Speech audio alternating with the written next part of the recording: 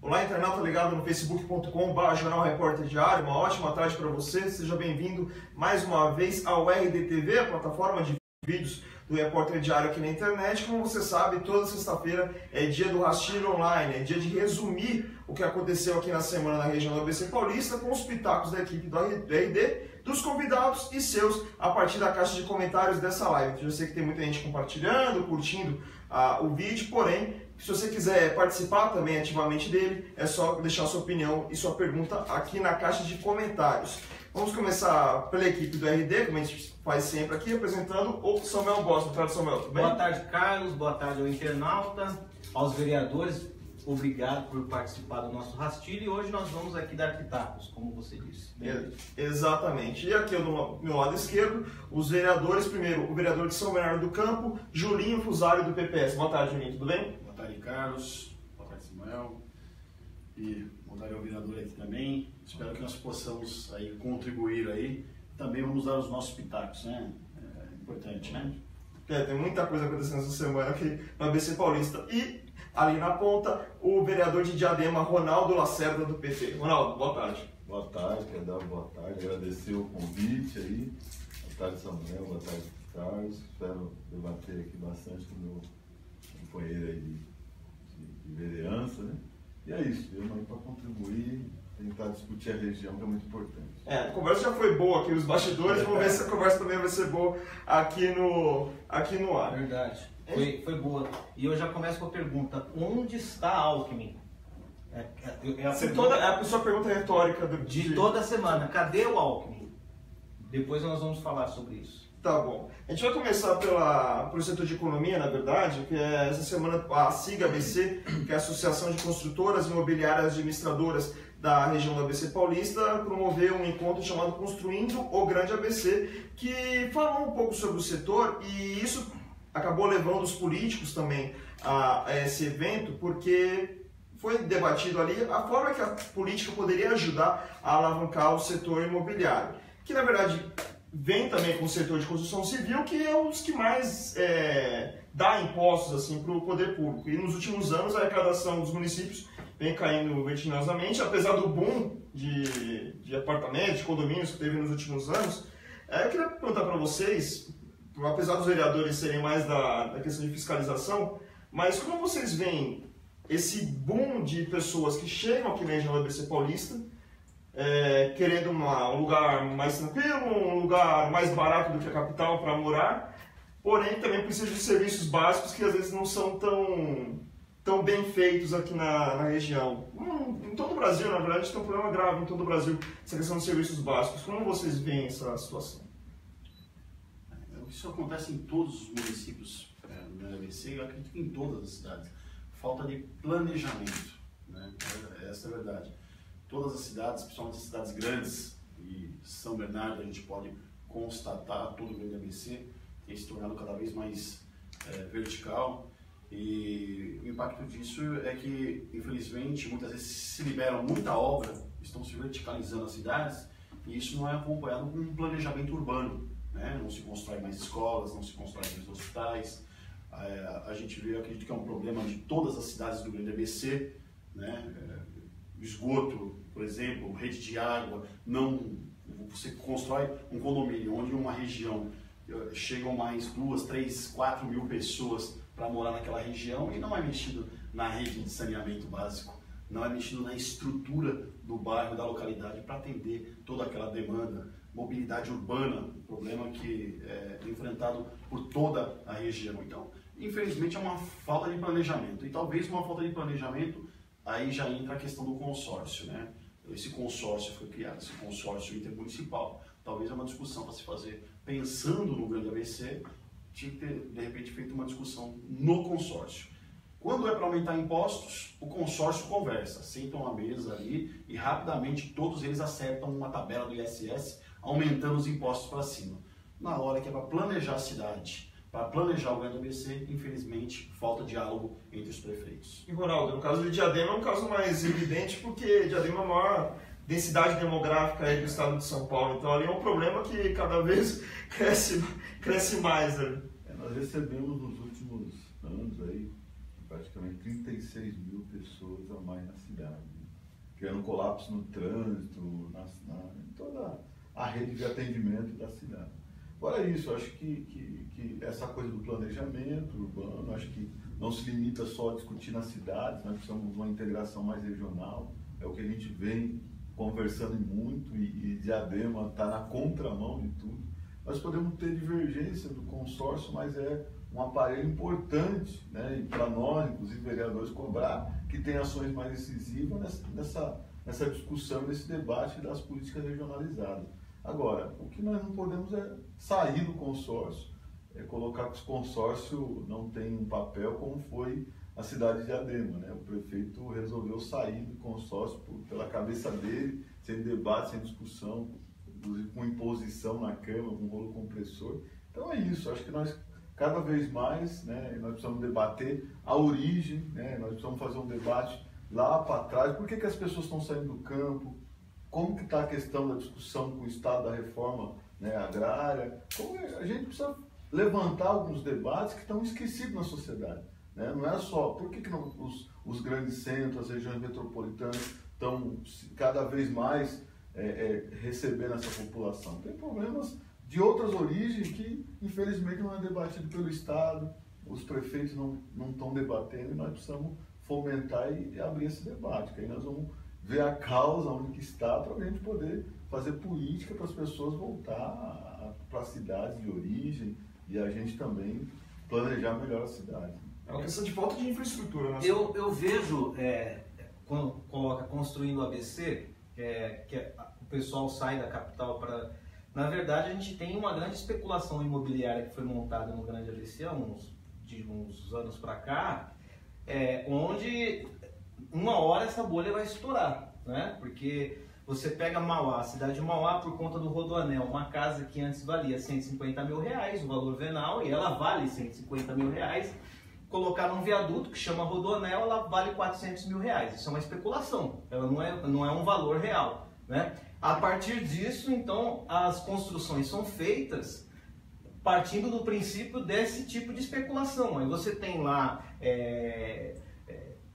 pequenos apartamentos de 300 mil reais, né? Então, a pessoa vai, compra, ela vai pagar 850 anos, aquilo lá, né? Até a morte do Temer, que ele é imorrível, imortal, eterno, mas ele não termina, e aquele valor...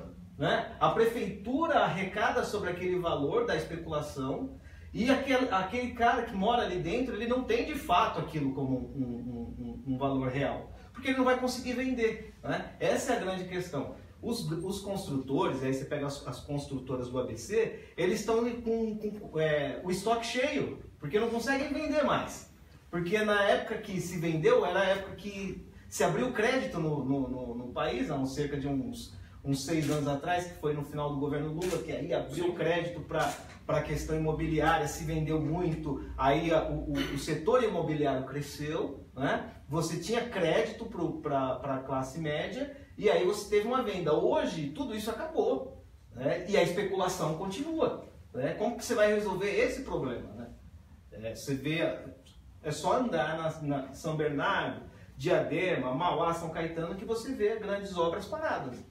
Você tem uma demanda muito baixa, mas você tem uma oferta muito grande que não conseguem convergir ali. Eles acreditam, o próprio SIGABC acredita que isso vai mudar, porque eles acham que vai voltar, os bancos vão voltar a investir nisso, a abrir crédito para o financiamento de apartamentos, de casas, mas a gente não sabe se isso vai acontecer tão rápido, porque a crise econômica, a crise política principalmente, não deve deixar que isso se acelere tanto, principalmente lembrando que ano que vem é um ano de eleição, e uma eleição provavelmente a mais complicada da nova república, né? Tem um detalhe aí que eu acho que é isso, acho que tem uma migração, nessa questão da especulação imobiliária, né? Agora tem um problema das cidades que é de resolver o seu déficit habitacional, que não resolve por esse caminho, né?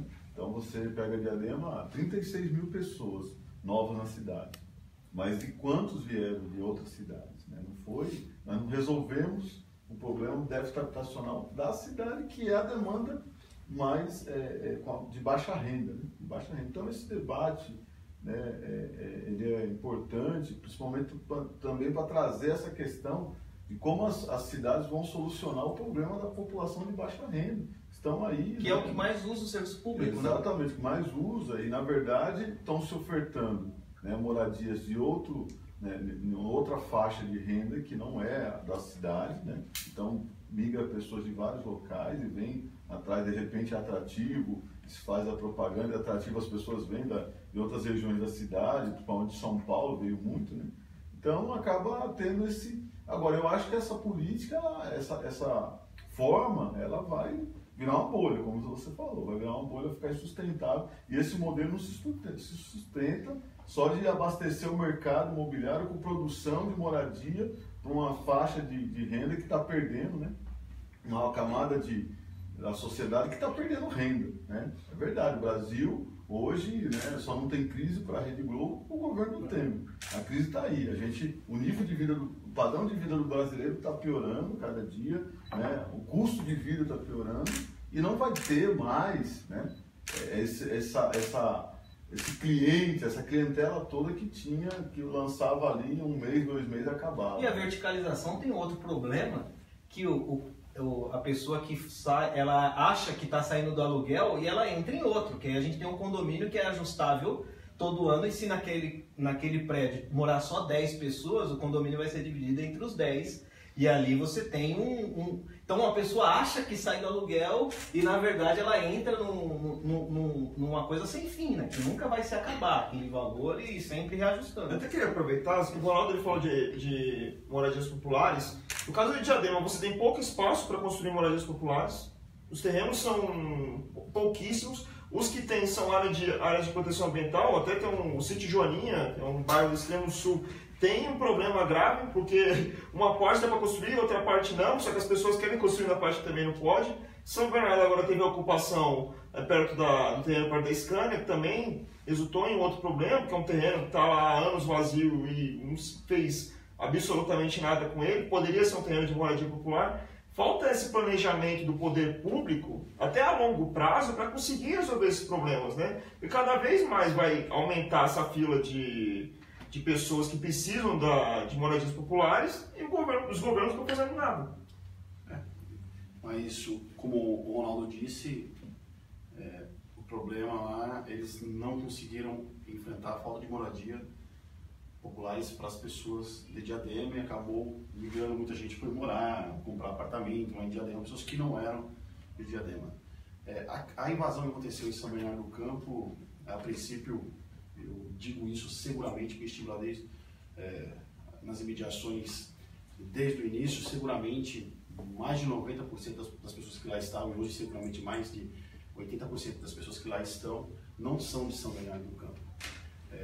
Eu acredito que nós temos que ter assim, planos habitacionais, planos para pessoas de baixa renda, mas nós temos que sempre procurar ter ordem. O que significa a palavra ordem? Nós temos uma fila de espera, né? Nós temos um cadastro das pessoas que moravam em área de risco em São Bernardo do Campo, que hoje sobrevivem com auxílio moradia que não dá para pagar o aluguel. Essas pessoas estão ali aguardando ansiosamente por um programa habitacional que venham contempladas. Quando vêm pessoas de outros municípios, pessoas de outras localidades, ocupar uma área em São Bernardo do Campo, e a força, tá? Através de um movimento, procurar ali o seu espaço, é indiscutível, porque ali, depois de um certo momento, primeiro nós tínhamos um grupo organizado, depois nós tínhamos pessoas que precisam, e depois nós tínhamos pessoas que também não precisam e que acabam querendo se beneficiar. É a prática do brasileiro de tirar vantagem em tudo. Então, o que acontece? E fica bem claro, você empurra aquela pessoa que está lá esperando no final da fila. Então, eu não concordo com essa prática. Eu acho que a cidade precisa ter plano habitacional. Volto a recordar aqui e falo aonde eu vou, que o prefeito de São Bernardo do Campo, ao meu ver, no início ele foi frouxo, ele foi muito frouxo, porque ele deveria ter tido uma postura mais firme, como o prefeito anterior eu tinha, e você presenciou várias vezes os grupos organizados reclamando da postura do prefeito anterior, ora, né? porque todos os locais que tentavam invadir São Bernardo, ele usava a guarda municipal, independente se era área particular ou área pública. Eu mesmo presenciei uma dessas áreas, na Gregório de Frejel, bairro Demarque, os prédios que até então se chamavam de prédios abandonados, hoje tem uma incorporadora que retomou as obras lá, e 200 pessoas no final de semana, no Rio aproximadamente, ocuparam aquele local, invadiram ali. Eu estive ali, inclusive, para poder ver de perto isso, e a Guarda Municipal entrou e tirou todo mundo. Né? No primeiro momento entrou e tirou todo mundo. E era assim que funcionava. Eu acho que o prefeito de São Bernardo do Campo, ele ficou aguardando, não sei aguardando o quê, eu estive lá eu via nas ruas, são 2 ruas só para acesso àquele terreno. É um grande problema esse terreno, porque não foi feito obras ali de prédios de apartamentos, porque não tem por onde entrar. É claro que é isso. É um terreno particular ou é um terreno particular e ele está encaixado. O terreno ele está encaixado entre as 2 ruas ali, você tem alguns prédios, você não tem saída para lá, tem 2 ruas só de acesso, que é pela vila comunitária. Então, por isso que não foi feito nenhum tipo de grandes empreendimentos ali. É essa a razão. E aí o que acontece? A gente via as pessoas como se fosse num tom, alguns que não precisavam mesmo. Eu presenciei outros, cara, chegaram depois as pessoas que precisam, mas no início não.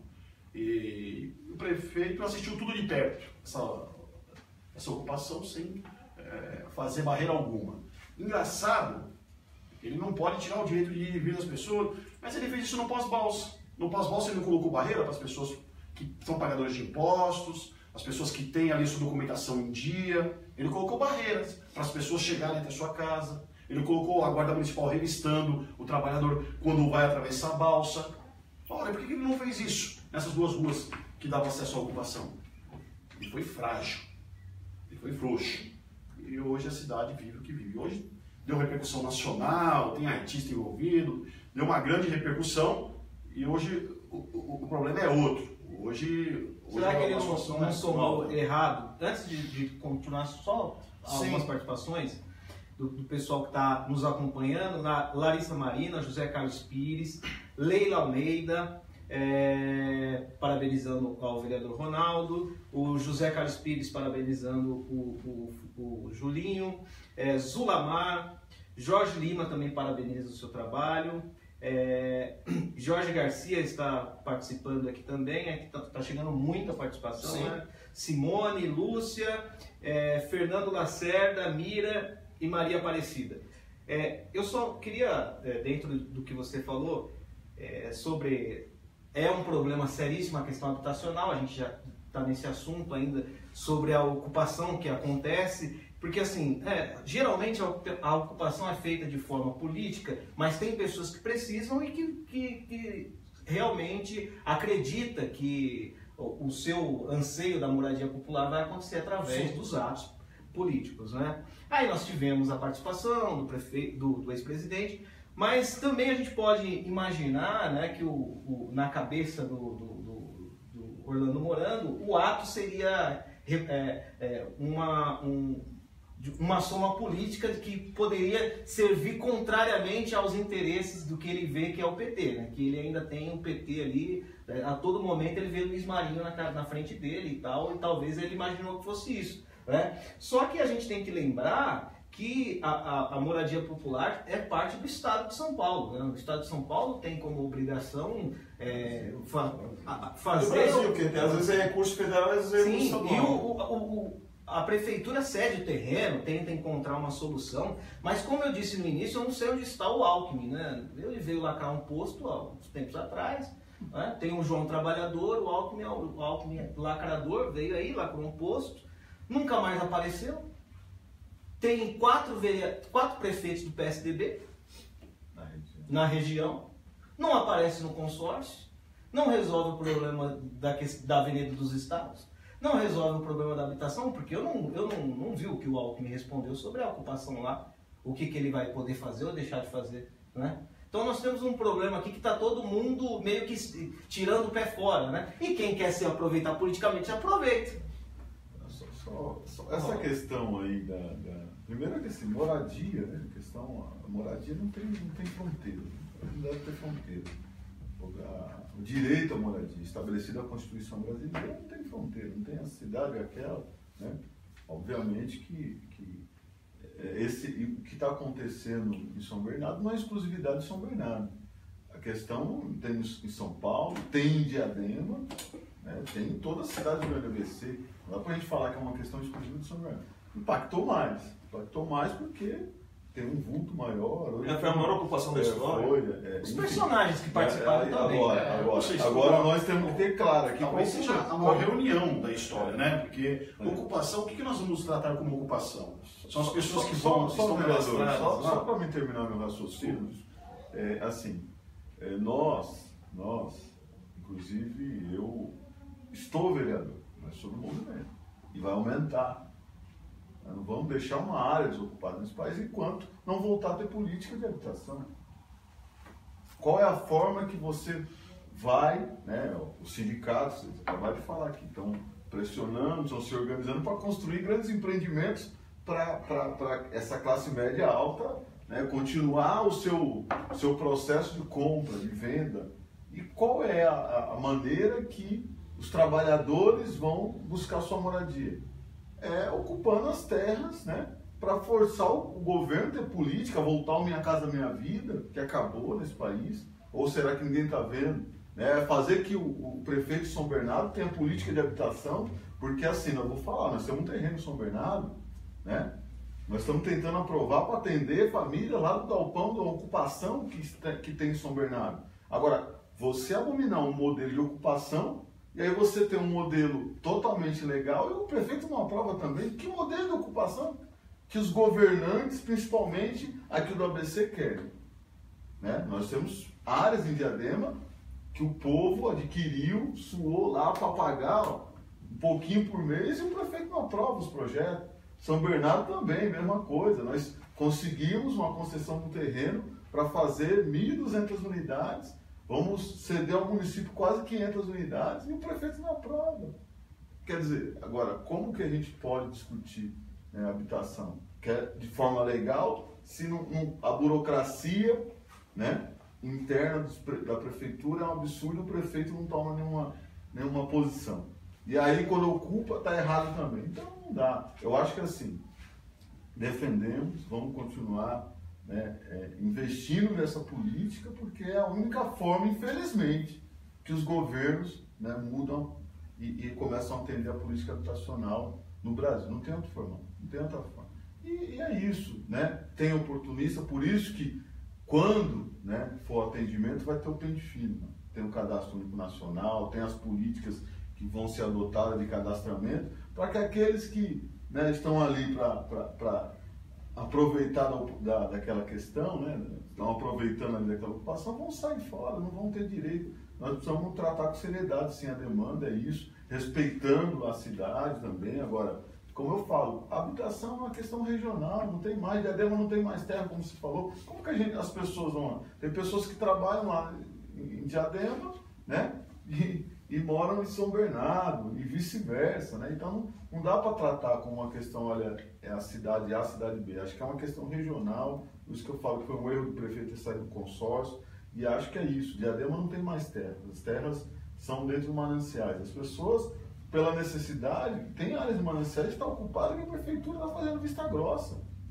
Fazendo vista grossa, mas cada dia aparece mais barraco, né? Então, como que a gente vai agora degradar o meio ambiente por uma questão de necessidade, né, das pessoas? Porque as pessoas, como eu falei, pegam o seu poder econômico, não conseguem mais pagar aluguel, estão desempregados e vão partir para quê? Ficar na rua? Né? Elas têm que fazer alguma coisa. E aí o desespero é isso. Né? Eu acho que nós temos que ver a ocupação, né, aí essa ocupação de São Bernardo é um símbolo, né? Eu acho que é o maior reflexo de como está, né, a política no Brasil. Mas, você falou da saída de Diadema do consórcio, que o consórcio é um lugar onde as pessoas vão lá para conversar só, né? E fazer estudos. Né? São estudos milionários do consórcio. Então, o consórcio, nos últimos anos, a única coisa que ele fez foi gastar milhões numa campanha do Mão Grande, né? Que era uma campanha inútil de trânsito, porque você já tem o município para fazer isso. E o consórcio adora fazer estudo sobre transporte. Porque eu não sei se aqui no ABC, acho que o pessoal gosta de empresário de ônibus, né? Deve ser, eu não sei se tem medo, se... O que acontece que o consórcio ama fazer estudo para a questão de... vamos fazer corredor de ônibus. Gasta 21 milhões para fazer um estudo. Poxa, mas precisa de 21 milhões para saber onde que vai o corredor? E não faz estudo de moradia, por exemplo. Até tem. O problema é, como a gente falou de todas as outras questões do consórcio, fazem um plano e não avançam. O plano está lá, está disponível no site do consórcio. Quem quiser, consórcioabc.sp.gov.br. Vai lá, você vê quanto que custa. Você tem vários planos que acabam não avançando. O plano de mobilidade acabou tomando conta, porque foi aquele que entrou no Pacto de Mobilidade que a Dilma assinou de mais de R$500 bilhão. Que só o Rio Grande da Serra viu o dinheiro até hoje. Né? Não, assim, eu tô falando, assim, que acabou tomando conta do noticiário. Mas ao invés tem tantos outros planos ali que acabam não avançando. Ou seja, conversa tem, plano tem, só não tem ação.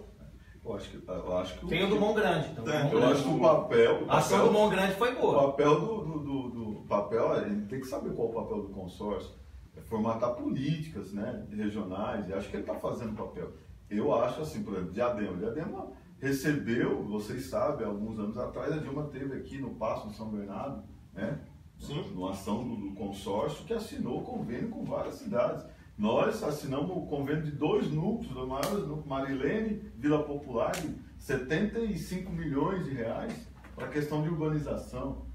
Se o prefeito não teve capacidade de apresentar um projeto, é diferente, mas o consórcio trouxe investimento, trouxe um plano, né, para a questão de urbanização, de regularização fundiária, para as cidades abraçarem. Diadema abraçou, fez um convênio, mas não conseguiu. Mas a gente está dizendo da efetividade, que nem o que o consórcio fez esse ano. Inventou um novo deputado federal, jogou lá um deputado federal, porque assim, eu sou o presidente do consórcio e o Alex Manente é o único deputado da região, vou inventar um deputado agora que vai ficar para trazer... Trouxe quantos de recursos já? A casa do consórcio lá de Brasília.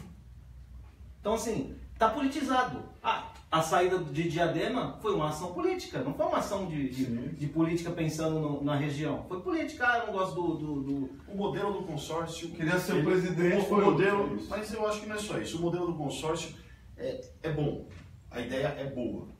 Assim como se nós formos aqui discutir, toda a ideia da nossa república é boa. O problema é efetivamente as pessoas que estão à frente do consórcio, do jeito que tratam as coisas do consórcio. Voltando à questão, o vereador abordou sobre a questão da habitação, eu respeito a posição do vereador, mas eu discordo plenamente que é assim que se faz justiça social. Justiça social, no plano de habitação, se faz obedecendo fila, né? E plano habitacional, se nós aí em São Bernardo, e eu era considerado o principal opositor, eu não gosto dessa palavra, a gente na tribuna, eu sou vereador, sou legislador.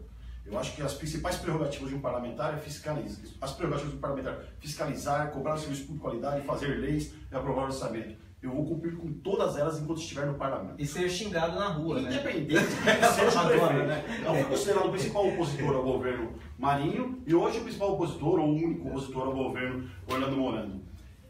Mas eu não sou opositor, eu sou parlamentar, sou vereador. Se a gente não tem hoje um plano habitacional na cidade, talvez porque o Marinho não deixou um plano habitacional, então. Construiu muita habitação popular a preços que eu, inclusive, uma das CPIs que eu tentei, que foi a CPI da OS, né, onde se construiu ali no Oleoduto, no Três Marias, dá para construir um metro quadrado no Jardim do Mar, que é a área mais nobre, talvez, do Grande ABC, mas seguramente de São Bernardo do Campo. É importante frisar, a ocupação que foi feita agora, esse terreno já está há quanto tempo? Porque também o ex-prefeito não tomou providência nenhuma com relação a isso. Então, eu vou aproveitar um gancho, o vereador falou, olha, nós vamos voltar agora a esses planos de ocupações, vamos voltar a ocupar. O que me deixa preocupado é o movimento político-partidário disso, porque não é segredo para ninguém que o PT comandou toda a região do Grande ABC, tinha quantos prefeitos na região do Grande ABC até as últimas eleições? Né? Ficou aí também, como a cidade estava, o Grande ABC estava pintado de vermelho no comando do Grande ABC, como hoje está pintado de azul. Então, então nós vamos retomar agora. Uma lata de amarelo, tá? Então isso não soa legal. Eu digo assim, isso não soa legal. Eu acho importante, por isso que eu falo para as pessoas, eu acho importante sim ter um plano de habitação, tem que se apresentar um plano de habitação popular, mas a gente não pode tratar isso como uma questão rançosa, como uma questão político-partidária. Todas as ocupações que tiveram em São Bernardo na época do Marinho eram tratadas com firmeza pela Guarda Municipal, mesmo sendo em área particular, e eu não vi nenhum deputado do PT vir aqui defendendo, ou de partidos ligados ao PT, vir aqui defender a invasão quando os movimentos ocupavam. Você se lembra de algum deputado vir em alguma ocupação aqui em São Bernardo do Campo? Não tenho Então, é essa a minha preocupação. Eu acho assim, a gente, quando está na situação, você ter uma postura, e quando está na oposição, ter outra postura. E aí acaba a gente não passando para a sociedade uma seriedade do trabalho. É o que eu disse. Para mim, a gente tem que parar com essa discussão do caprichoso do garantido. A gente tem que começar a discutir políticas públicas, esquecer essa polarização, mesmo porque eu discordo contigo. Eu não acho que o Orlando é tão adversário do Marinho assim. Eu cobrei uma vez, através de uma imprensa de São Bernardo do Campo, uma matéria que foi vinculada a um jornal de grande circulação, onde eu dizia que os deputados da cidade tinham que sair da zona de conforto e cobrar, fazer oposição, cobrar o governo Marinho. O Orlando esperou um momento eleitoral para criticar o governo Marinho. Ele nunca teceu uma crítica ao governo Luiz Marinho, nunca, nunca. E agora, após a eleição, o primeiro ato, o último ato do prefeito Luiz Marinho, que é uma denúncia do meu mandato, foi indenizar 500 metros de terreno na região do Grande Alvarenga para o prefeito eleito, mas não empossado ainda, no dia 28 de dezembro, onde o seu sócio da empresa Ponto Bom, sócio que tem menos de 2% da empresa, os outros 98% é do prefeito Orlando Morando, ele recebeu mais de R$1 milhão. Para você imaginar o que significa esse mais de R$1 milhão, esse mesmo R$1 milhão ele usou para comprar mais de 20 mil metros, quase 30 mil metros quadrados de terreno na região do Grande Alvarenga, no mesmo bairro. Ele vendeu para a prefeitura, o Marinho, 500 metros quadrados, ao valor de mais de R$1 milhão. E comprou com esse mesmo valor mais de 30 mil metros quadrados de terra. O seu vizinho Lindeiro, o prefeito do PT, pagou 260 Algumas mil coisas estão se desses explicando 500 metros. sobre habitação agora.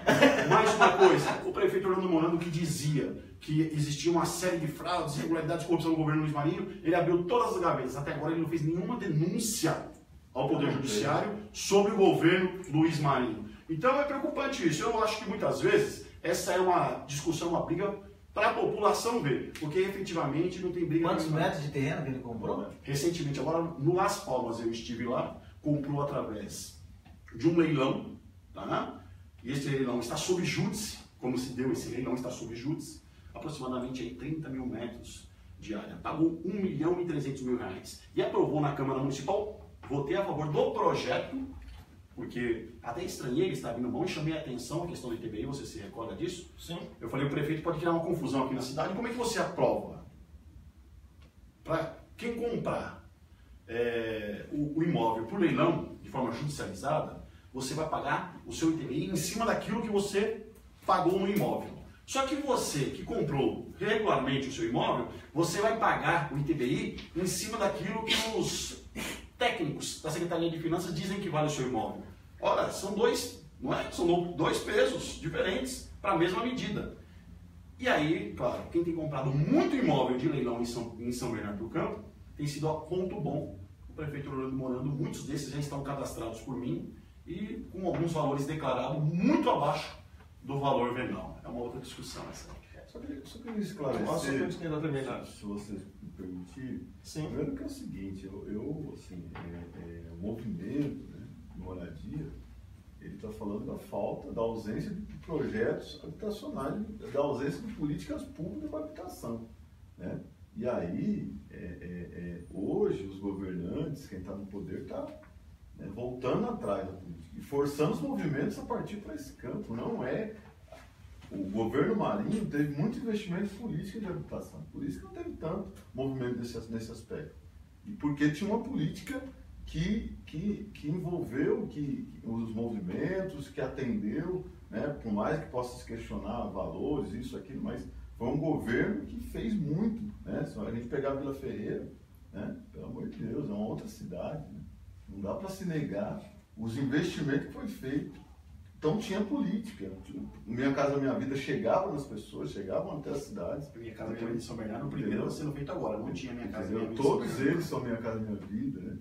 vários projetos Minha Casa Minha Vida, porque são pelas prefeituras, né? São governo federal, diferente de outros programas por associação como é esse lá no Cooperativa que vai começar a construir agora.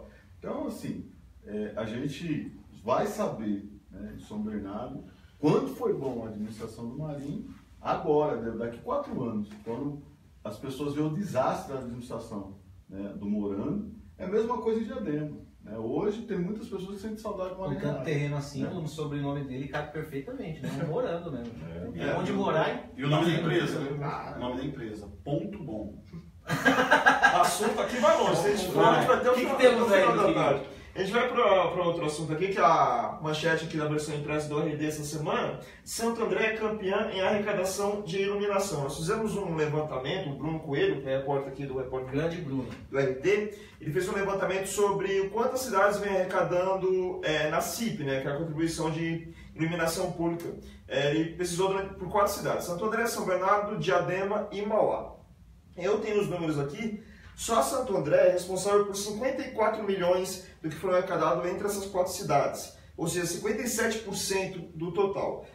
Só para ter uma comparação, em São Bernardo foram 20 milhões arrecadados, Mauá 12 milhões e Diadema 8,4 milhões. Isso entre 1º de janeiro e 15 de outubro desse ano. É uma discrepância muito grande. Outro ponto que chamou a atenção na nossa matéria foi o fato de Santo André alegar que as pessoas de baixa renda elas não pagam esse tipo de contribuição. Então, como você tem uma população que não paga, e deve ser a maior parte da cidade, e mesmo assim você tem uma contribuição que é mais do que o dobro da cidade vizinha, que é São Bernardo, que tem uma população maior, por exemplo. Eu peguei a lei aqui que fala sobre a contribuição, a alíquota é de 0,00045%. Como que consegue chegar nesse número? É a alíquota da contribuição CIP de Santo André. Como conseguiu chegar nesse número? E aí eu vou num passo que não está na matéria, que nem sempre a gente vê essa contribuição tendo retorno para a população. São Bernardo passou recentemente pela CPI da Eletropaulo, que houve todas as reclamações possíveis e impossíveis ali dentro de como estava São Bernardo, de que se bate um vento, acaba a luz, né? No centro, principalmente, acho que é um grande local para a gente falar sobre esse assunto. Diadema também tem esse tipo de problema, apesar da Eletropaulo, o centro de manutenção está em Diadema, por incrível que pareça.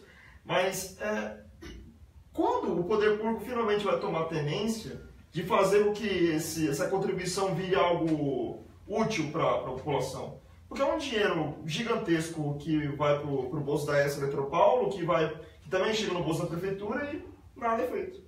Ou nenhuma melhoria é realizada de fato, né? E assim, parece que agora tem um questionamento no Supremo com relação à atribuição dos municípios em arrecadar este valor. Parece que agora eles não poderão mais arrecadar a CIP. Isso não é mais prerrogativa dos... eu tenho entendimento que não é prerrogativa dos municípios. No entanto, que o prefeito de São Bernardo criou uma nova taxa. Junto com o aumento do ISS, ele criou uma nova taxa que será cobrada no carnê do IPTU, onde ele fala que é uma taxa de alvará, para poder dar seguro para os imóveis. É uma taxa que ele criou, 0,57 centavos, se não vale a memória, por metro quadrado construído. O cidadão irá pagar no seu carnê do IPTU um novo imposto, uma nova taxa criada pelo prefeito Orlando Morando. Votei contra. Importante frisar, tanto o aumento do ISS quanto a criação dessa taxa.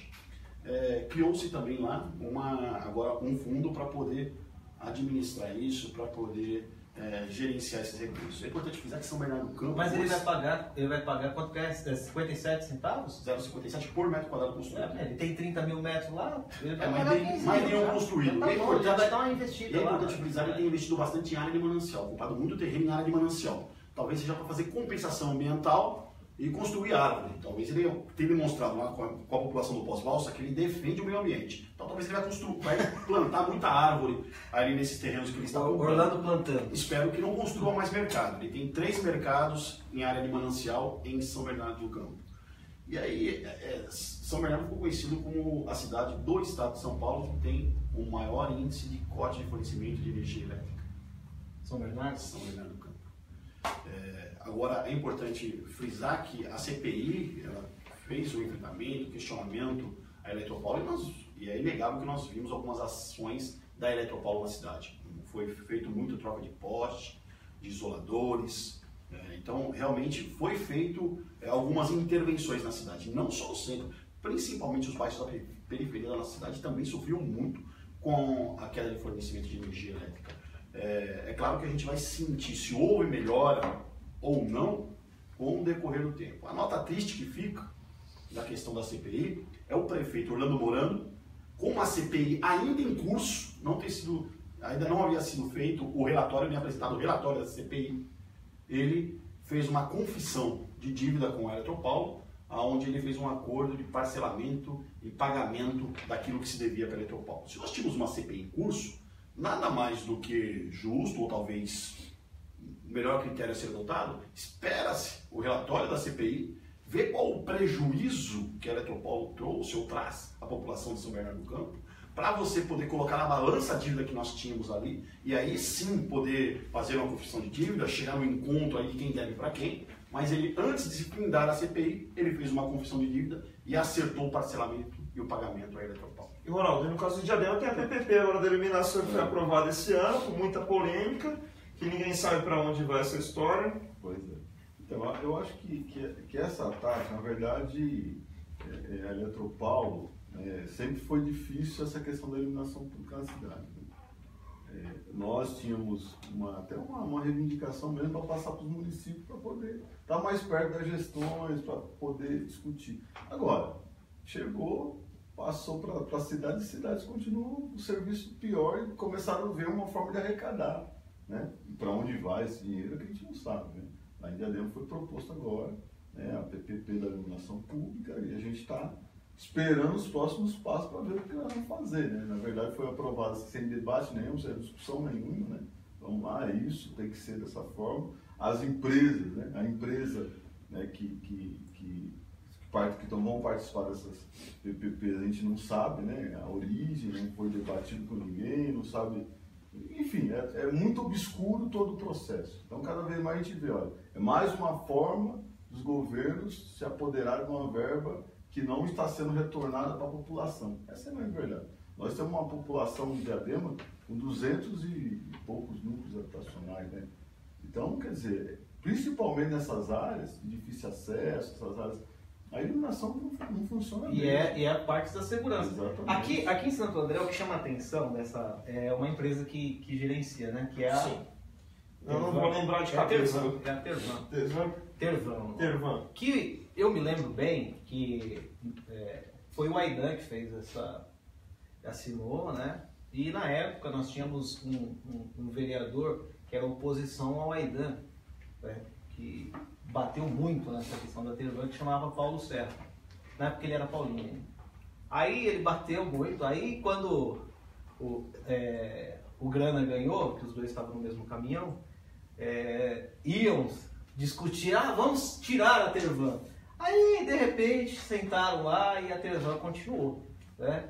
A principal crítica do ex-vereador Paulo Serra, que era a Tervan, continuou e está até hoje. E nós vemos aí que está bem, né? Tá arrecadando bem. Agora a gente Parabéns, paga um absurdo de energia, né? A população, né? Olha como está cada vez mais aumentando, as responsabilidades, né, dos rios, de terem secado nossas reservas, nossos grandes rios, nossas nascentes, né? E agora nós temos que pagar a bandeira amarela, vermelha, e vai bandeira para lá. E a gente ainda tem que pagar a iluminação pública. É um absurdo. É a taxa de tudo. Essa taxa é um absurdo, a gente tem que falar, é um absurdo, não deveria ter, né? As fornecedoras de energia tinham que minimamente ter esse serviço oferecido por conta do alto custo que a energia é, nesse país. Né? Então é demais, né? Mas enfim. Eu não o sei povo tem que sempre pagar, né? E eu não sei se é só impressão minha, mas eu acho que na hora que o Brasil for forçado a mudar o modelo de energia pública, principalmente adotando as questões mais sustentáveis, energia solar, energia eólica, vai se cobrar ainda mais do povo do que... Nossa, cara, vai se cobrar ainda mais, porque na verdade é uma energia que hoje é cara de implantação, mas a longo prazo é uma energia barata. E é uma energia que não termina. Imagina, energia solar, você tem um ano inteiro. Imagina, interior de São Paulo, sertão nordestino, você poder levar energia de lá para lá sem precisar de hidrelétrica e tudo mais. E a gente não consegue fazer isso. E aí, se for feito, vai cobrar mais ainda mais. A grande tecnologia da Dilma de estocar o vento também, que está já... Mas é importante frisar que o grande gargalo da energia elétrica há anos atrás não foi a geração de energia, foi a transmissão.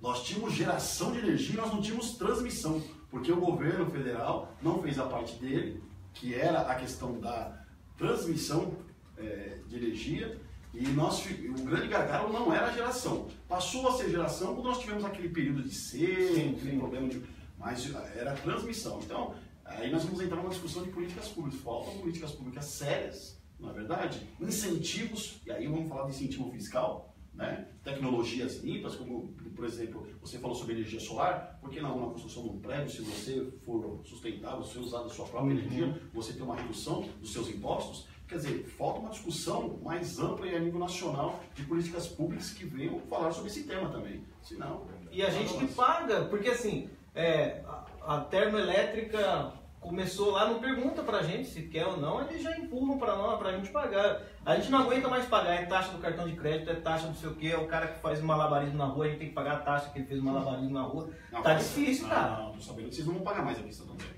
O quê? Não, em São Caetano. São Caetano. Ah, não vai ter mais artistas de rua. Proibiram os artistas de rua lá em São Caetano. Um abraço aí pro Rogério da Lupa, Maria Lourdes, o Silmar Campos e a Raquel Souza que estão nos acompanhando aqui no Rastilho. Um abraço pro Rogério da Lupa que tem muito a falar sobre contrato de alimentação, seja, né, Rogério, seja os donos das empresas que estão fornecendo hoje merenda escolar e também alimentação nos hospitais para a saúde em São Bernardo do Campo. O Marquinho do Lixão tá mandando um abraço para você. Um abraço aí, Marquinho. Grande companheiro lá também, lá na região do Eldorado, né? Tá lá na luta.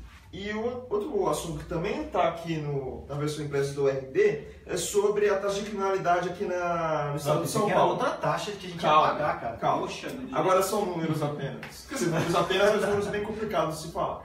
Todo mês a Secretaria de Segurança Pública do Estado emite um balanço sobre os crimes aqui no estado de São Paulo inteiro, tipificando os registros de 21 tipos de crimes. E o que chamou a atenção aqui na região do ABC Paulista foi o aumento do homicídio culposo por acidente de trânsito, que aumentou em 50% na região, de 10 casos registrados em setembro do ano passado para 15 em setembro desse ano.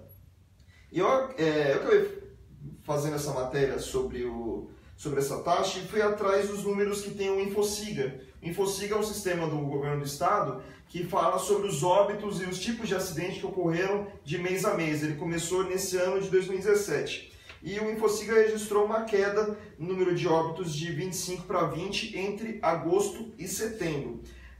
Porém, no nono mês do ano, o perfil das vítimas, o principal perfil de vítimas nesse mês de setembro, foi homens entre 60 e 65 anos, pedestres e que foram atropelados. Mas e o Mão Grande? Então, milhões do Mão Grande falando sobre isso, sobre pedestre. E é aí que vem, a gente paga um valor exorbitante para tirar a carteira de motorista, para ter aulas de educação de trânsito, a gente paga valores de multas grandes, radares para tudo quanto é lado, e a nossa educação no trânsito continua ruim. Lógico, parte da culpa de quem está nas vias, né? Porque às vezes é imprudente, que às vezes não respeita quem está do lado, mas também a falta de programas maiores de incentivo ou de educação de trânsito é incrível aqui na região da ABC. A gente adora punir, mas a gente não gosta muito de educar, né? E você falou do Mão Grande, você lembra quem foi a agência? Claro, que fez sim. Foi a Octopus? Acabou de ganhar um contrato em São Bernardo do Campo. Historicamente era ligada ao partido que saiu. Aí ganhou a licitação agora mesmo. Saiu hoje, no RN, em São Bernardo do Campo. Bom, isso, Carlos, nós não temos sinalização nas vias. Você não tem faixa de pedestre sinalizada. Você não tem...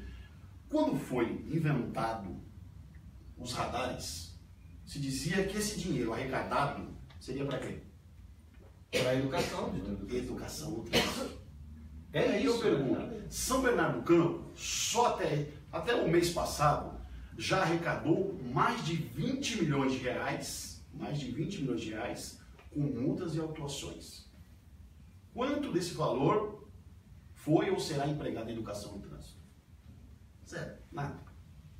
Pelo menos até agora não foi apresentado um programa de educação e trânsito.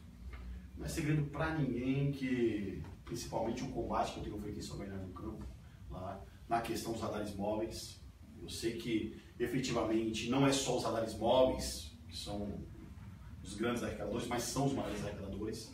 Eu acho a iniciativa da retirada dos radares móveis importante. Foi retirado aqui em Santo André, a discussão se vai trazer solução ou não. Eu acho que tem maior sinalização nos radares fixos. Também não adianta você tirar o móvel e colocar o fixo e não sinalizar. Tem que ter maior sinalização de solo, de placa. Mas o que não dá hoje é o cara colocar um radar sem sinalização alguma, escondido atrás de um poste, né? E as pessoas estão sendo, na verdade, uma arapuca, é um caça-níquel. Santo André tirou, São Paulo capital tirou, uma grande oportunidade de São Bernardo fazer também, iniciar uma grande campanha na cidade, pegando assinatura, uma petição pública na internet, nós estamos espalhados, abaixo-assinados pela cidade, para poder cobrar a mesma postura do prefeito de São Bernardo do Campo, né? Hoje nós não temos, e quem anda em São Bernardo, também eu acredito que a maioria das cidades do Grande ABC, por onde eu ando eu tenho visto isso, a gente não tem sinalização nenhuma de trânsito.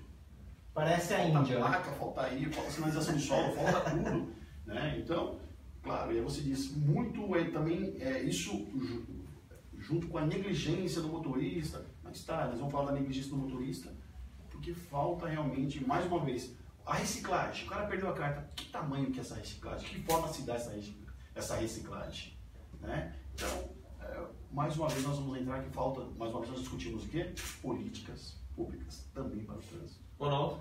Eu acho que ele tem razão. O problema do Brasil é que nós vivemos de remédio. Agora você começa a ter casos de assassinatos no trânsito, né? Que é verdadeiro assassinato, isso aí vai se transformar isso em crime hediondo. Mas não se discute verticalmente a lei, né? A legislação. Então esse é um grande problema. Né? Não tem um código de trânsito sério que leva um debate, uma discussão que envolva todas essas questões. Né? Então, infelizmente é isso, a gente fica remendando. Agora, esse tá o problema, ó. Agora estão matando mais na Rocinha, vamos mandar o exército para a Rocinha. Mas o traficante está lá no outro morro. E assim, trato subjetivamente todas as questões. O trânsito é assim também. Ah, morreu, está matando mais porque tem mais gente agora. Enfim, né, as fiscalizações, né, do bafômetro que ia ter, aquela coisa da lei seca. Cadê? Onde está? Onde é que tem essas operações? Assim, cria coisas para momentos para acalmar a população. Né? Ah, não, agora a lei seca, então não pode mais. Mas quem é que fiscaliza? O cara passa uma vez, embriagado, ganha 2, 3, na 10ª ele está matando. Né? Então não tem, porque ele viu que facilitou, não tem a fiscalização de verdade. Né? Então é só para agradar momentaneamente a população. Né? Infelizmente é isso e viramos a indústria da multa. Né? Os governantes viram uma possibilidade de fazer receita com multa, penalizando mais ainda, né, o motorista, porque eu saio com a minha família, eu tenho que dirigir para mim e preocupado com os outros, né? Porque eu não sei se daqui a pouco vai vir alguém e acontecer uma tragédia, como esse dia aconteceu lá em São Paulo, né? A pessoa trocando pneu, chegou uma moça lá embriagada e acabou matando 3 pessoas. Agora, é isso. Diadema, você vê, nessa indústria da multa. Aules Guimarães, né, é absurdo. Né? Você vem a 60, de repente vira 40, aí vai para 50, e cada local desse tem um radar ali para multar. E sinalizado, bem sinalizado. Não tem sinalizado, é uma curva, né? Diminui para 40 numa curva, né? O negócio fica dentro de uma árvore, né? Então é isso.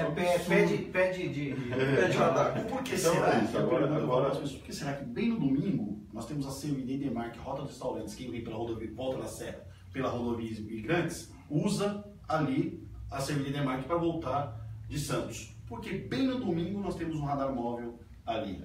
Pois é. Então é isso, acho que tem que tratar com seriedade. O Brasil precisa, né, tratar as questões, e principalmente essa questão que é grave, cada vez pior no nosso país.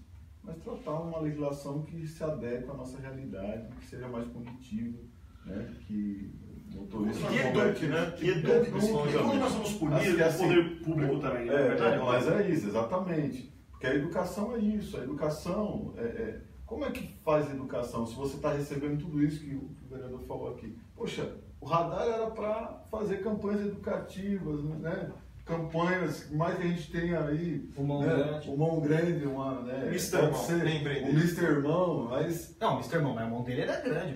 Não, mas é Mr. Irmão, não. Mas assim, Popularmente conhecido como Mão Grande. Enfim, eu acho que também não precisa... será que é dessa forma? É só isso? Como que tem que ser isso? Acho que assim, discutir questão das autoescolas, como é que é isso, né? Como é que todo mundo dribla, todo mundo... Eu vou lá Todo tirar a mundo carta, passa. vou lá, dou, né? Poxa, tem que moralizar, tá na hora de parar com isso. Todo mundo sabe aqui que o cara quiser comprar uma carta, compra. O cara vai lá, todo mundo sabe que o cara quer baixar, né, a pontuação, ele tem um jeitinho. Então tem que moralizar isso, pai. Porque senão a gente vamos ter que continua... voltar 500 anos atrás. Mas assim, é isso, né? Tudo é consequência dessa política desastrosa que nós temos aí. Agora, precisamos debater, acho que nós, como legisladores, estamos tentando fazer um pouco essa parte, né, de contribuir. Sim. Eu queria É perguntar importante sobre frisar sobre o trânsito, só para não deixar escapar. Eu acho que se o cara está dirigindo embriagado, ele realmente tem que ser punido, ele está colocando a vida de alguém em risco. Se ele está na direção de forma negligente, ele tem que realmente responder por isso. Mas eu pergunto, se o buraco na via, que o cara passa pelo buraco, que não é consertado há meses ali, e ele, por conta daquele buraco, ele causa um acidente, o administrador da cidade, ele responde por crime? Não. Se a via estiver mal sinalizada, e por conta da má sinalização desta via, o pedestre estiver atravessando e você não sabe o que está fazendo, e por conta dessa má sinalização desta via, aconteceu um acidente, uma colisão, o administrador público, ele responde criminalmente por isso? Não, porque a lei, o Código Brasileiro de Trânsito, ele fala dos direitos e deveres dos motoristas, os motoristas que devem tomar cuidado com a situação. Então, povo, né? O que eu ia te perguntar sobre a taxa, porque você deu ênfase à questão da morte no trânsito.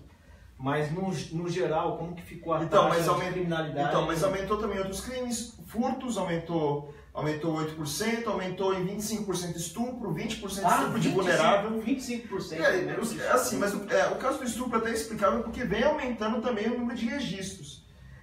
Assim, não tem um lado positivo exatamente na história do estupro. O problema é que finalmente está se tendo a consciência de que coragem de denunciar. Isso já é uma grande importância. Quanto mais denúncia houver, melhor para fazer o combate. No CAI vai ser criar essa cultura de que você não pode você tem que respeitar a mulher.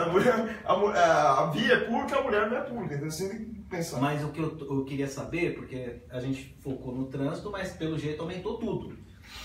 Foram dos 21 tipos de crimes que eles colocam aqui no balanço, aqui no ABC 7 aumentaram. E o nosso querido governador veio lacrar o posto, que esse é o crime para ele, o maior crime, gasolina adulterada e tal. E não vem mais.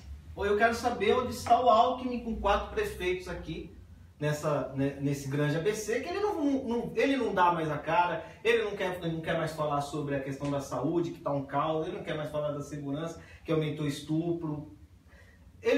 Na verdade, ele sumiu, né? O Alckmin Daqui a pouco vão pensar que você tem algo contra, algo pessoal contra o Alckmin. Eu tenho algo contra o Alckmin, que é assim, quando aqui no ABC se ganhou o Dória, aí ganhou... A gente pensou o seguinte, bom, o argumento é nós vamos ter uma maior parceria com o governo do estado.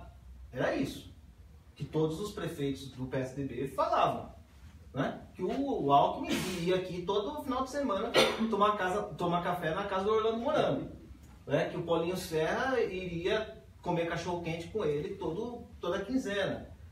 E o Alckmin não veio aqui esse ano, só para lacrar o posto. A minha questão pessoal com o Alckmin é o seguinte: nós tivemos a queda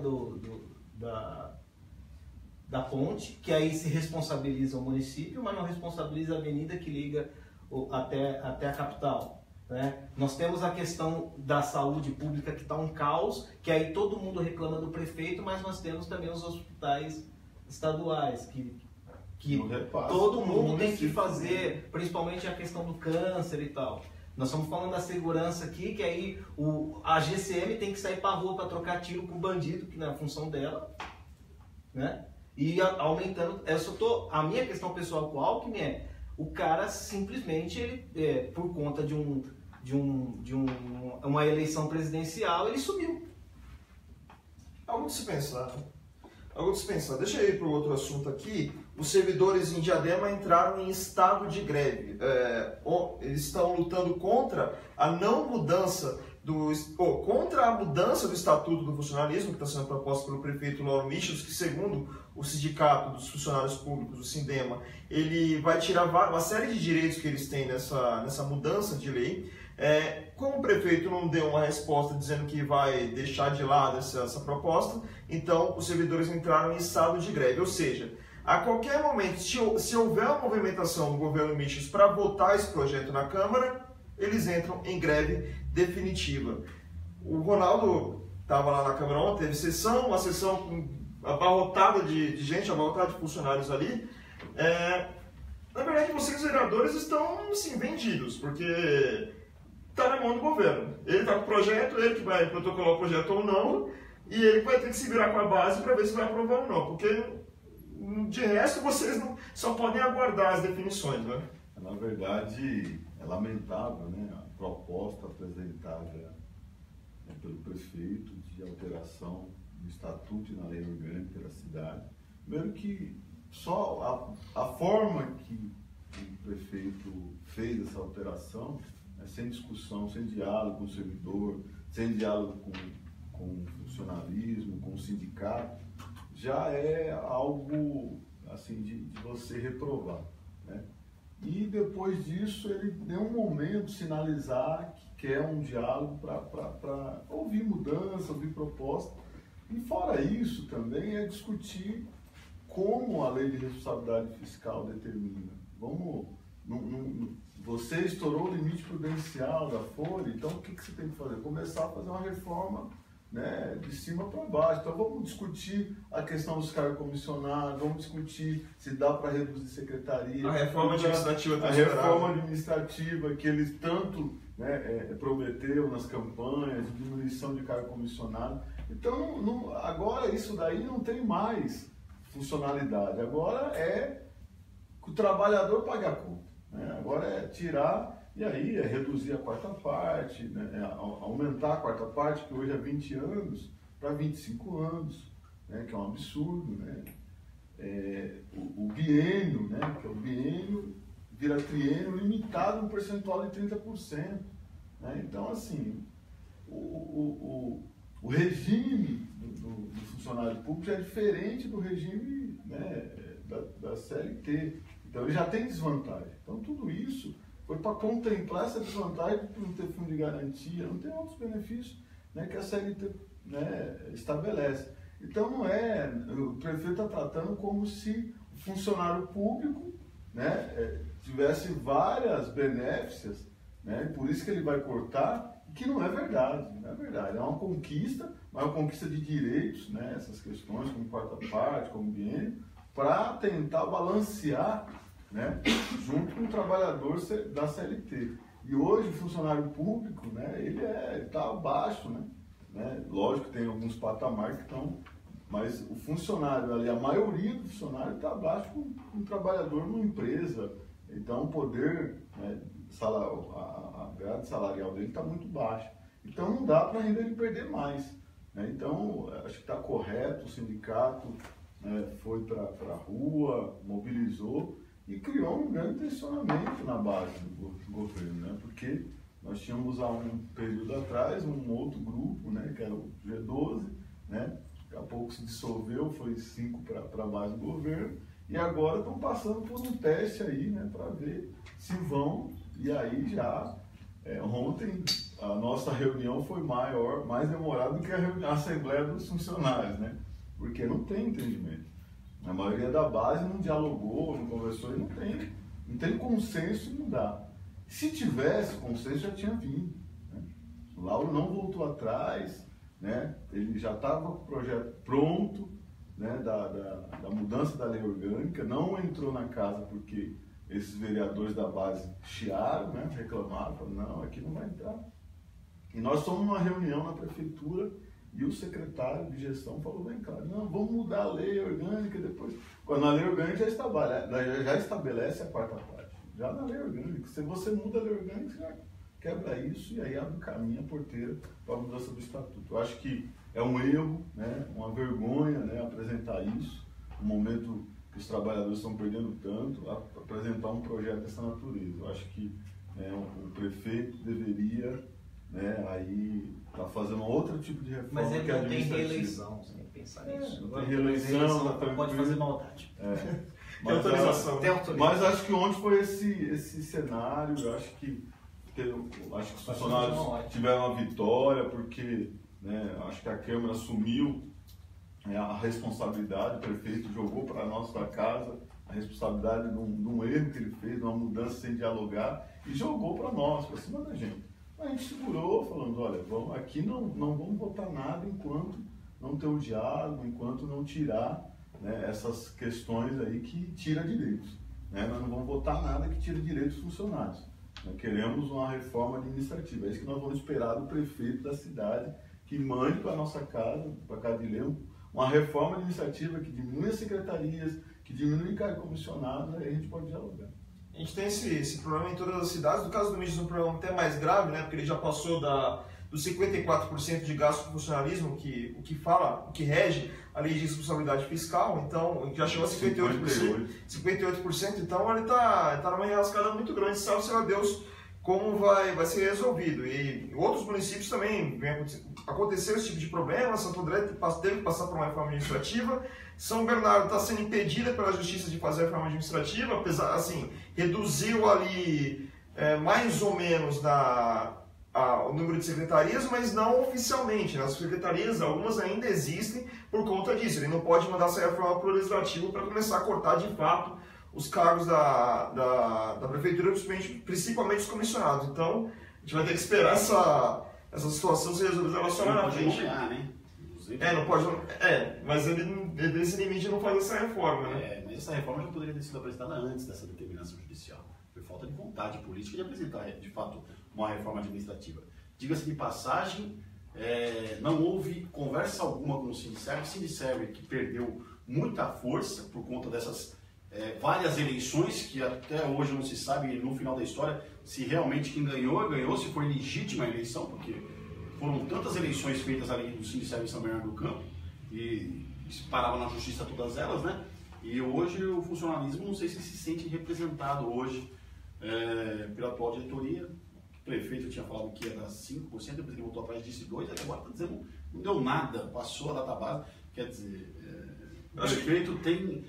E falando de Sindicerv, né, esse mesmo prefeito, que quando os vereadores, que hoje são sua base de sustentação, os vereadores do seu partido, se juntaram a nós para ir contra o estatuto que foi aprovado naquela ocasião, e aí nós podemos falar em inúmeros cargos que acabaram entrando em vacância por conta da aprovação daquele estatuto do magistério ali, que deu grande repercussão. Além dos cargos que estão em vacância, a questão do diretor não ser mais concursado, ser indicado, e nós fizemos um enfrentamento ali na Câmara. Hoje esse estatuto é o mesmo que nós enfrentamos lá atrás, e eles, quando estavam na oposição, eram contra o estatuto. Ele não apresentou um novo estatuto corrigindo aquele estatuto.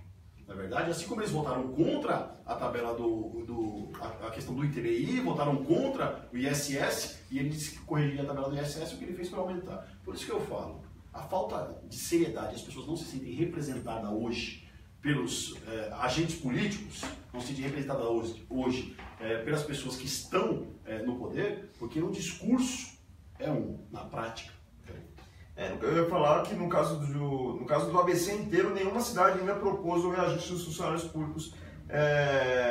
Só taxa.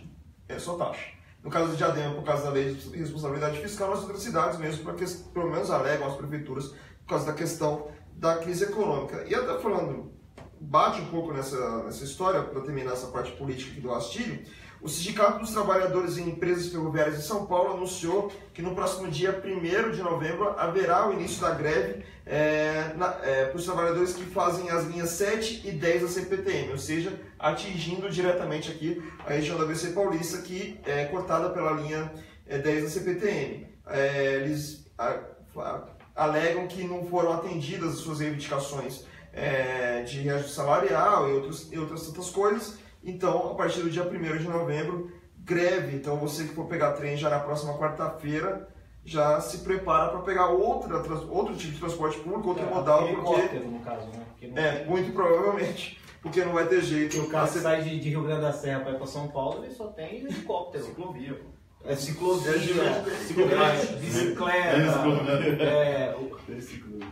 não tem jeito. Vamos entrar aqui na parte de cultura para a gente fechar aqui o nosso rastilho, para anunciar o que vai acontecer nos próximos dias aqui na região do ABC Paulista. A banda NX0 está promovendo a turnê Saideira, eles que resolveram, conforme outras bandas, fazer um hiato indefinido.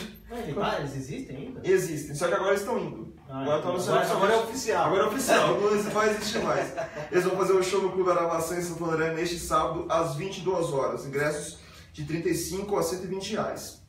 Em São Bernardo, será promovido o festival Lado Punk ABC no próximo domingo, no Estaciona Point, Avenida César Magrani, 851, ingressos de R$ 20 a R$ 35. No Sesc em Santo André vai ter a celebração da consciência negra através de apresentações artísticas do projeto Identidades Negras. Além de programação musical, também haverá espetáculos de dança com a presença do balé Afro Coteban, gratuito, vai ser durante todo o mês de novembro. O Diogo Nogueira e a Alcione vão fazer um show Eu Amo Samba no Clube Aramaçã, hoje a partir das 23 horas, ingressos R$100. O Tom Cavalcante se apresenta nessa sexta às 21 horas no Teatro Municipal Paulo Machado de Carvalho, em São Caetano. Nessa sexta hoje? Na sexta hoje. Eu tô no embalo, né, do texto. Ingressos de R$80 a R$100. Também terá três shows sertanejos no Estância Alto da Serra, Henrique Diego, Bruninho Davi e o cantor Felipe Araújo, que é o irmão do Cristiano Araújo, né? Sertanejo não, né? Isso aí é... Sertanejo universitário, pop, sei lá. Em São Bernardo do Campo, neste sábado, às 21 horas, ingressos de R$50 a R$100. Para quem gosta de black music, vai ter a banda Funk Town, que se apresenta no SESI Mauá nessa sexta, às 20 horas. E para quem gosta de MPB, o Pedro Mariano se apresenta no Teatro Lauro Gomes, em São Bernardo, neste domingo, às 20 horas. Tem nada em Diadema? Não, em Diadema vai ter o Buiú, que vai fazer o show lá. Diadema vai fazer o Buiú lá. Exatamente. Eu só queria fechar esse rastilho com uma pergunta sobre futuro político. No caso do Ronaldo, já ficou mais evidente a sua pretensão de candidatura em 2018 e o nome do Julinho sempre roda para uma candidatura a deputado estadual no ano que vem. Como é que está a situação? Queria começar pelo Ronaldo, que já está um pouco mais clara esse tipo de situação. Queria que você falasse não só sobre a possibilidade de candidatura, mas também como está internamente no PT, já que o ex-prefeito José de Felipe e o Vicentinho, que é deputado federal, também estão querendo concorrer em 2018. Diadema, nós vamos estar no dia 28 fazendo a festa das crianças lá na Avenida Fundibem. Pronto. E domingo no Jardim das Praias. Tem atividade. Pronto. Eu me coloquei como candidato a deputado federal no meu partido. A gente vem uma crescente política na cidade importante. Tive 6.235 votos na minha primeira eleição em 2012. Agora, com toda a crise do partido, a gente conseguiu a reeleição com 5.700 votos. E o nosso crescimento político, de discussão, de diálogo com a nossa base eleitoral, com a cidade, com as políticas públicas, nos qualificou a estar se colocando numa condição de ser candidato. Então, estou me colocando no debate internamente no PT, respeitando as outras candidaturas. Eu acho que esse diálogo a gente tem que ter abertamente. Agora é isso, eu represento dentro do partido essa esperança da militância de mudança, de novas alternativas, que a gente possa ter novos nomes no cenário de discussão política da cidade do ABC. Então essa esperança, esse desejo das pessoas de renovação que eu represento, que representa a minha candidatura. Então eu estou me colocando sem também arrogância, sem querer né, desmerecer os que as pessoas já fizeram. Eu acho que o Felipe, como você colocou, foi um excelente prefeito, 3 vezes, né, reelegeu o Mário, tem todas as condições, né, foi deputado federal já uma vez, já foi deputado estadual. Então a gente vai dialogar dentro do partido, mas numa condição que eu seja o candidato, né, e que as pessoas possam, né, ter uma alternativa de renovação. Eu acho que é o momento do partido enxergar isso, né, e eu quero ser esse porta-voz desse debate, desse diálogo novo que o partido precisa ter. Não só em Diadema, no ABC, mas no Brasil. E você acha que as 3 candidaturas conseguiriam conviver? Você, o Felipe eu acho que é isso. Eu acho que o partido, né, tem espaço. Eu vejo que o mais ideal, o melhor do mundo era a gente fechar, né, na minha candidatura, né, obviamente, mas numa candidatura. Eu acho que era o ideal do partido, ter um deputado estadual, ter um deputado federal, mas infelizmente não teve ainda esse consenso. Então nós vamos continuar o debate. Sua pretensão é federal? Federal. Eu estou me colocando como candidato a deputado federal, né? Acho que o ABC, né, aí... Não teve uma decisão do partido que teria um número de mandatos e depois essa pessoa ele deixaria, acho que era 3 mandatos? Não teve essa limitação. Não foi uma discussão? Teve algumas correntes mais à esquerda achavam que é o seguinte, que 3 mandatos era o suficiente e aí tinha que ter uma renovação. Isso, mas isso não passou no estatuto, enfim, né? Mas é isso. Me coloco como deputado federal, quero fazer o diálogo, estou debatendo com a cidade, estou fazendo reunião, estou conversando em outras cidades também, estou aberto para o debate, respeitando as outros nomes que se colocaram, Vicentinho, Felipe, acho que é isso, né? Eu espero que a gente possa chegar num consenso que é um momento de renovação e que eles possam entender, né? Eu acho que o Vicentinho muito mais para essa questão sindical para continuar, eu acho que é um candidato sempre que transitou, né, nas empresas, não teve grande problema. Agora é isso, acho que o Felipe tem toda a capacidade e eu quero ser esse transmissor da esperança da nossa militância, que o novo pode também, né, tá sendo lembrado, o novo também pode ocupar novas instâncias no partido, novas disputas, e é isso, estou me colocando um militante que veio lá do movimento de moradia, né, que veio lá da base social, hoje com a condição de ser candidato a deputado federal. E no seu caso, Julinho, o Alex vai vir para deputado federal e muitos colocam seu nome para ser um candidato a deputado estadual, principalmente para ajudar em São Bernardo, já que ele não vai ter uma dobrada, né? Teve aquela dobrada que todo mundo se surpreendeu com Orlando em 2014, que acabou dando muito certo para os dois, que foram os mais votados aqui na região. Mas para você tem essa pretensão de ser candidato a deputado estadual para ajudar, pelo menos ajudar o Alex uma dobrada em São Bernardo, ou você só pensa em completar seu mandato como vereador? Não, ajudar o Alex eu já ajudei bastante, né? Várias vezes apoiei ele como deputado, coordenei a campanha dele para deputado federal. Eu levo muito a sério a disputa eleitoral. Então, para ajudar o Alex eu jamais seria candidato. Eu seria um candidato para ganhar a eleição e lutar para isso. Por isso estou discutindo para a viabilidade desta eleição, independente de como se dará, né? Eu não sei dos compromissos do Alex, mesmo porque ainda não discuti isso com ele, né? A questão da candidatura dele independe da minha candidatura, independente dele ser o expoente maior do PPS no grande ABC. Essa discussão nós temos que fazer. Claro que eu saí de uma eleição onde eu estou entre os 3 mais votados de todo o ABCDMR. Sou o único que conseguiu fazer mais de 7 mil votos fora da causa animal, né? Sem dar vacina, sem fazer castração. E aí, mesmo porque eu acho que isso é um dever do município, um dever do Estado, né? Não do parlamentar, né? Mas tudo bem, mudou só o que era. Antes era a cesta básica, agora é a vacina. A dentadura também. Então, eu também fui o vereador que mais cresceu percentualmente, reeleito, que mais cresceu percentualmente em número de votos. Então é claro que aí fica realmente isso no ar, né? São Bernardo do Campo tinha deputado estadual ao mesmo tempo, se você pegar, olha só, quantos deputados estaduais eleitos por São Bernardo? Orlando, Alex, Ana, Luiz Fernando, nós tínhamos, né, se você for pegar, você tinha um número significativo de deputados estaduais de São Bernardo do Campo, o maior colégio eleitoral do grande ABCDMR.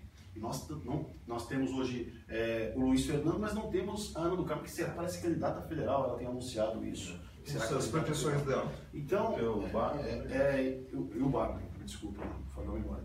E então, o que acontece? É claro que São Bernardo do Campo, que já tem o hábito de votar num candidato à região e tem condições para isso. O grande ABC também, que perdeu inúmeros deputados, o Átila virou prefeito, a Vanessa deixou de ser deputada, foi caçada. O Orlando virou prefeito. E Santo André, e nós vamos falar, o ABC perdeu deputados. Nós tínhamos 7, hoje nós temos 4. Nós precisamos de deputados estaduais, né? E nós precisamos de uma nova postura de deputados estaduais. Deputados estaduais que tenham a coragem de promover algumas discussões e que não o fazem. Todos que passaram por lá.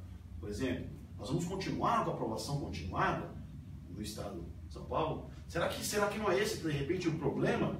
É que nós vamos voltar, o problema do crime. Nós sempre falamos da polícia, mas e a educação? Nós esquecemos?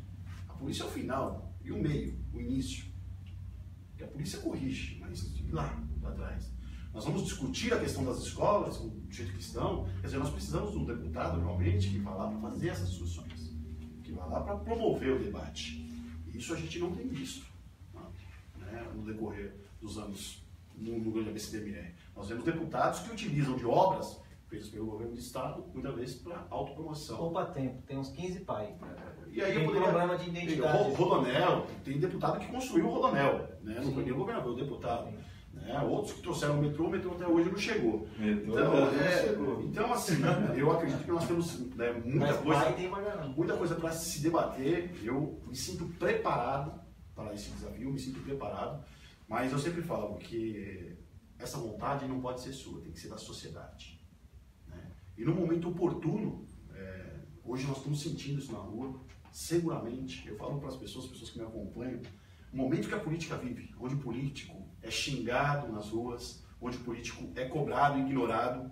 Eu estive em algumas situações aí, em alguns eventos políticos, eu vi o cidadão desviando de alguns políticos, de alguns não, do maior ícone ali, né, do prefeito desviando. Então, o político está num momento ruim e eu estou vivendo um momento oposto disso. É engraçado dizer isso, mas as pessoas reconhecendo a gente na rua, pedindo para fazer foto, reconhecendo o trabalho, parabenizando pelo trabalho.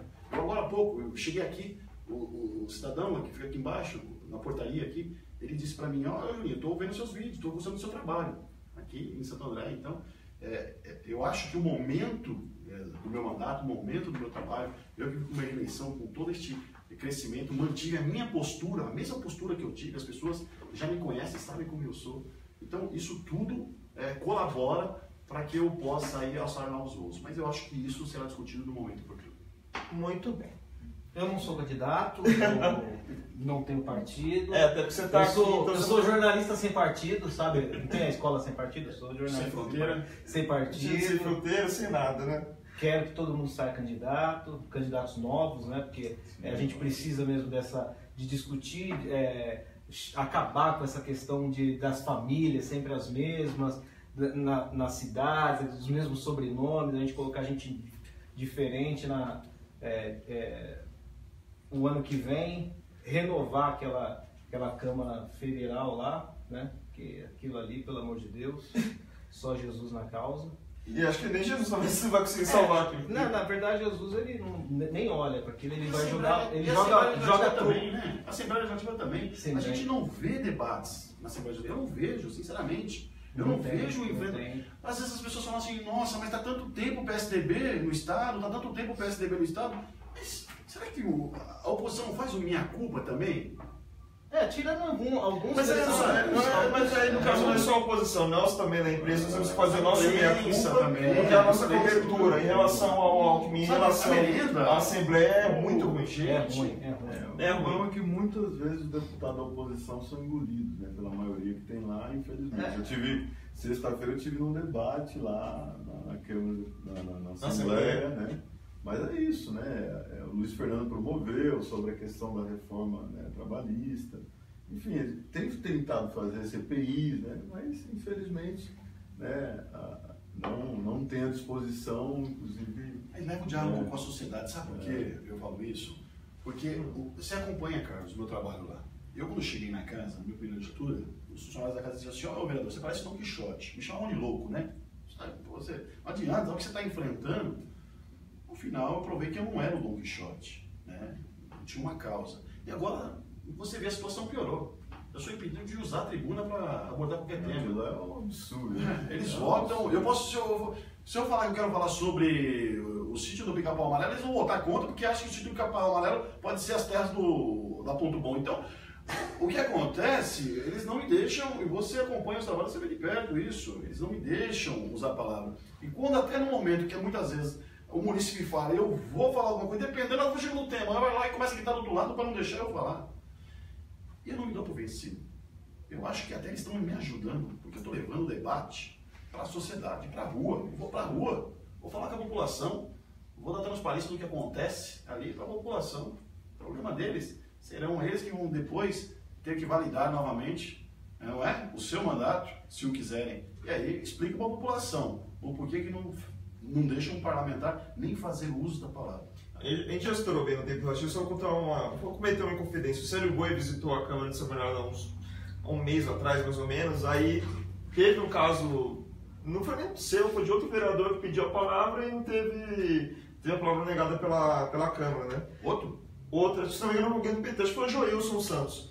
E aí eu falei pro Célio, se isso acontece em Diadema, não ia sair um vivo aqui daquela Câmara, viu? Porque o bicho ia pegar. Mas a gente vai finalizar aqui o rastilho dessa sexta-feira. A gente estourou o tempo, mas a gente estourou o tempo com um bom debate aqui. 15 horas de transmissão. 15 horas de transmissão ao vivo. Nosso recorde, podemos dizer assim. A gente só quer agradecer primeiro o Ronaldo Lacerda, obrigado por ter aceitado o nosso convite. Obrigado também ao Julinho por ter vindo aqui no rastilho. Fiquem à vontade de mais vezes voltarem aqui para a gente conversar também com mais detalhes sobre o que acontece tanto em Diadema quanto em São Bernardo, tá bom? Muito obrigado, viu? Valeu, obrigado, Carlos. Um abraço. Samuel, valeu? Até mais, semana que vem nós estamos de volta aqui. Isso aí, semana que vem, na quarta-feira, dia 1º, por causa do feriado de finados no dia 2. Então, quarta-feira, 15 horas, nós voltamos com o Rastilho Online. Lembrando que, se você perder alguma parte do Rastilho, fica tranquilo, daqui a pouco vai estar na íntegra aqui no facebook.com/repórter-diário e mais tarde no youtube.com/repórter-diário. Valeu, galera, até a próxima quarta-feira. Abraço, tchau!